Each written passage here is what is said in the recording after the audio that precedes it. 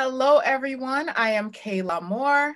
I am a song coach, songwriter, and author of Your Path to Songwriting Success, 7 Steps to Becoming a Confident Songwriter. And today we're going to discuss how it's never too late to follow your dreams.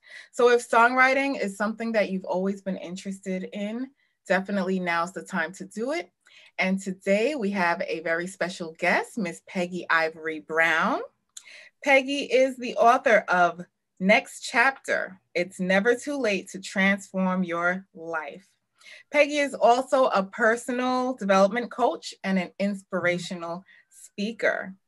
And I think with all the changes going on, especially in 2020, now is the perfect time for your book, Peggy. So Peggy, can you tell us a little bit about yourself, your background, and your wonderful inspirational book? Okay, it is so wonderful to have this opportunity to speak with you. Thank you for being here. Oh, absolutely. As you said, I'm a personal development coach, and my book, Next Chapter, is my story. It is my story of how I moved from not really living my life, not really following my dreams, and then stepping into my next chapter. Wonderful. It started as a wake-up call. And not just one wake-up call, a series of wake-up calls that helped me to realize that, wait a minute. Something ain't right. Exactly. I wasn't really living. Right. And if you're not really living, then you're just slowly dying. Exactly. And I wasn't planning on going out like that. Right. So in the book, that's basically what I'm talking about. Right. Yeah. And I noticed you have like a lot of tips for people, a lot of great tips for people to with forgiveness, with creating boundaries, with just having the right mindset. There's actually a section of the book I wanted to read, and I wanted you to talk about that a little bit more. Okay, this chapter is actually called What Are You Thinking? And you said, I'm going to read this paragraph. Our mindset functions like the set point on a thermostat. If the temperature falls below the set point, the heat comes on. When the temperature rises above the set point, the thermostat automatically turns the heat off and the temperature falls until it's below the set point again. The goal is to keep the temperature within the parameters of the set point. Our mindset is the set point of our lives. It limits us to fit within the parameters of what we believe to be possible for us. No matter how daring we may be, we'll eventually snap back like a rubber band to remain in alignment with our mindset. To get different results, we must adjust our mindset by guarding our mind. That is so powerful and so real. Yeah. Can you talk about how people can guard their mind and change their mindset? One of the things that is extremely important in guarding your mind is watching who you hang around with. Okay. Right. That's important. If you are hanging around with people that have a negative outlook, it's going to infiltrate how you think without you even realizing it. Right. I wish I could remember who originally said that, but you become like the 5 people you hang around. I heard about that. Yes. That is also a part of mindset. Another way that you can expand your mind is by getting serious about it. Yeah. By taking it into your own hands, by watching what you watch, what you read, spend time reading positive things. Right. Because the more positive things you read, the more it will come into you. It'll be automatic. It'll come. What comes in comes out. Exactly. You know, one of the things that I often tell people, if you want to know what you're thinking about, because we have, I think it's like 60,000 thoughts going through our mind every day. That's And the majority of them, yeah, and most of it's negative. Yeah. And so you really have to work hard to combat that, Mm-hmm. you know, and if you want to know what you're thinking about, listen to what you're saying. Mm-hmm. Listen to what you're saying. If you're saying negative things all the time, you have to have some work on your mind. Yeah. I know a lot of people who are always saying negative things, even, you know, not about other people necessarily, but even about their own selves. Right, You know? right. Like, It's so true. that was so stupid of me, or, you know, something like that. Exactly. Yeah. It's so sad because the truth is we're harder on ourselves. Right. We're like our worst enemies. Exactly. You would never say that. You make one little mistake and you go, oh, I'm so stupid. Yeah. You would never say that to someone else.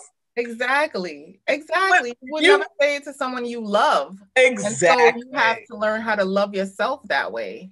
Right. Yeah, And that's so a big part of it. That's a big part of it. Watching what we say, watching what we think, watching our environment.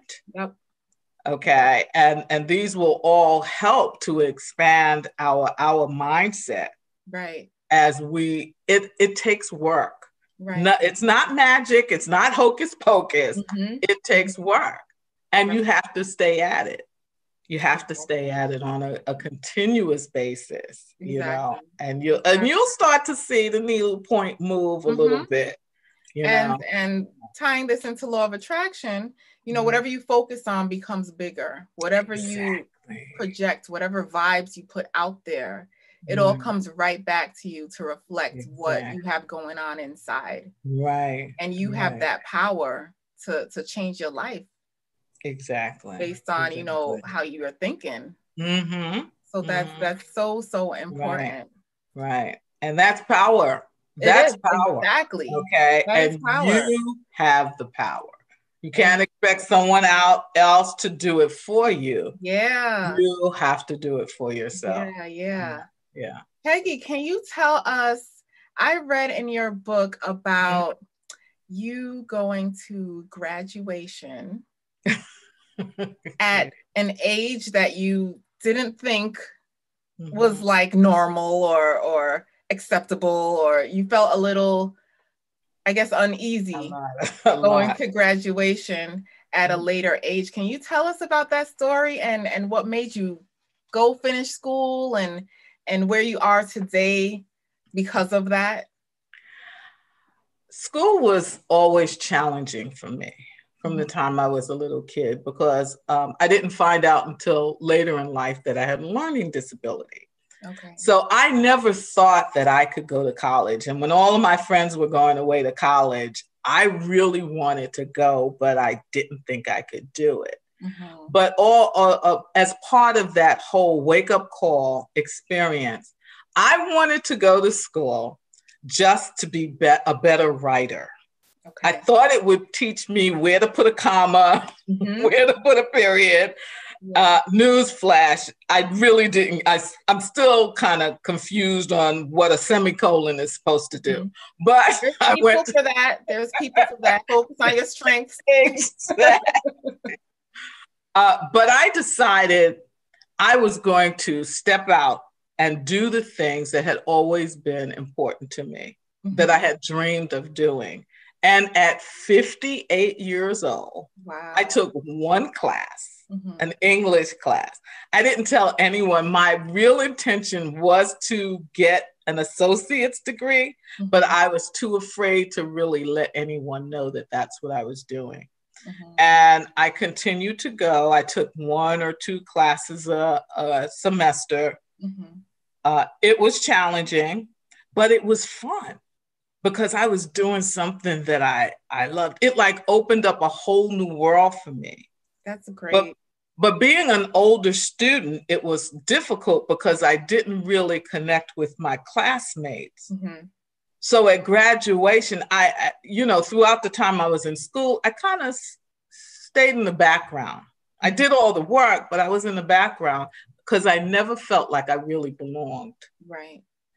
And I wasn't going to go to graduation, but my son and my niece, who are my biggest champions, encouraged me to go to graduation. That's good. Yeah. And when we were told that we each had to go on stage and just give our name and our major. And I was listening to the different people as they went on stage, and they were saying, you know, I was on the basketball team, or, you know, I was the debate team. I didn't do any of that stuff. So I'm standing back there panicking. What am I going to say? I have to say something. And then it just came to me when I was standing in the lights. And I just said, I am the 62-year-old communications major. And when I saw the reaction of the audience, first they went wild, and I did not expect that. That is awesome. I feel like standing up and clapping right now as you're telling the story. Yes, yes, Peggy, yes.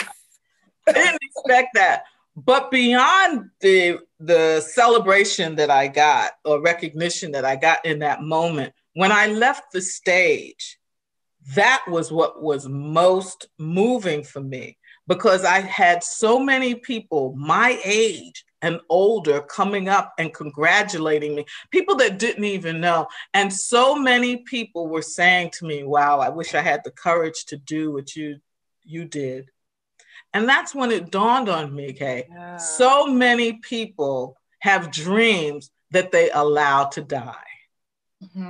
And we owe it to ourselves. We owe it to ourselves, and not only to ourselves. What I have found over the years that I've been doing this is that we owe it to other people to follow our dreams. I was just going to say, you know, when you do something like that, you're giving other people permission. Exactly. Yeah, when they didn't think it was possible, you're showing them what is possible. Exactly. And when you show them that, okay, and someone comes back to you and they tell you afterwards, you know, I did so and so because I saw you do. That must be the most amazing. Oh my goodness. That's better than whatever your goal was. Right? Oh my goodness. You know, yeah, it's so great. That is awesome. So, okay. So in light of the pandemic, right? Why do you think now would be like the perfect time for someone to go after their dreams? That's really an excellent question. Why now? Yeah. The world is on pause. The world is on pause. And I think so many of us realize how fragile life is in this period. Yes, indeed. Here today, gone tomorrow. Exactly. So this is the perfect time to take this time while we're on pause to do some self-reflection, to look within and really say to yourself, if I'm gone tomorrow, what would I have wanted to accomplish in this lifetime? This is an excellent time because there's not a whole lot you can do outside your house these days. Exactly. You have access to the internet where you can research whatever it is you wanted to do and prepare yourself. I like to say this is a great time to pause and pivot. Yep. Pause and pivot and move into whatever it is that is your heart's desire. Yeah. This is the perfect time. It is the perfect time. I totally agree with you. And, you know, with that being said, do you have any tips that you could give, you know, my songwriting audience on, you know, on pursuing their dreams if they're afraid? Well, the number one, I don't know if this is a tip, but let me just say to your audience that I feel you. I was you. And I know how it feels to be afraid, to be afraid to do something that you've never done before. But understand that fear is like the gatekeeper of your comfort zone. Yep. So fear is keeping you in your comfort zone. So you have to remember that, first of all. Yeah. That's number one. Number two, you have to trust your gift. If it's something for a reason. Exactly. And it's there. And someone is waiting on you to share your gift. Your gift is a gift. Yes. That sounds crazy, right? Your gift is a gift, but that's true. It's not for you to hold on to. It's for you to give it away. So while you're sitting there being afraid, being self-conscious, being full of self-doubt, you have something so miraculous, so beautiful that only you can give to the world. Yep. It is your responsibility as a citizen of the planet to share your gift. I like that. I like that, as a citizen of the planet. Yes. That is your duty. It's your duty. It really is. And the last thing, if there is a last thing as far as tips, find someone that has done what you want to do and follow their lead. Yep. Okay. That's it. That has made a world of difference for me. Yeah. By looking at someone, hey, I mean, no one's saying that you copy everything they do, but they already have given you a blueprint of how to move forward. Right. So those are a couple of the things that I would say if you're afraid.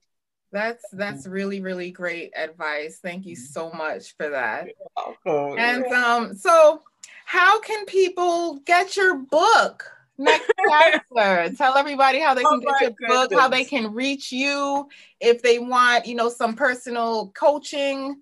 Okay. Well, right now my book is on Amazon. It's still on Amazon. You can get it, Next Chapter. Look for Peggy Ivory Brown. In the near future, matter of fact, the end of January, I am hosting a vision board workshop. Great. It's not a party. It's a workshop because we're going to work. We're going to take a deep dive into looking at what's next for you, what your next chapter is.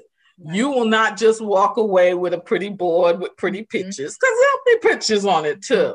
But we want to take a deep dive and really do some soul searching. So how would someone get in touch with me? Well, I'm on Facebook. I'm on Instagram as Peggy, Peggiivery. I know it's long, but it's all good. And if you're interested, especially in the vision board workshop, you could go to info@ivorybrown.com, and we will, my team and I will get more information out to you as soon as the link is. We have not gotten a link together yet for to get tickets for that, but that's how you can get in touch. That's great. Looking forward for that. I love vision boards and getting your minds right for manifesting the life of your dreams. That is awesome. So thank you so much, Peggy, for taking the time to talk to us. I really, really appreciate it. And all of you out there who are interested in writing a song, if you have a song in your heart that you want to get out, or you're looking for a songwriting coach, I'm your gal. Please send me an email at kaylamour04@gmail.com. That's KAYLAMOUR04@gmail.com. And we can definitely set up some time to chat about how I may be able to help you. So once again, thank you for coming on this virtual interview. I appreciate you so much. Thank you everyone for watching, and happy songwriting. Bye.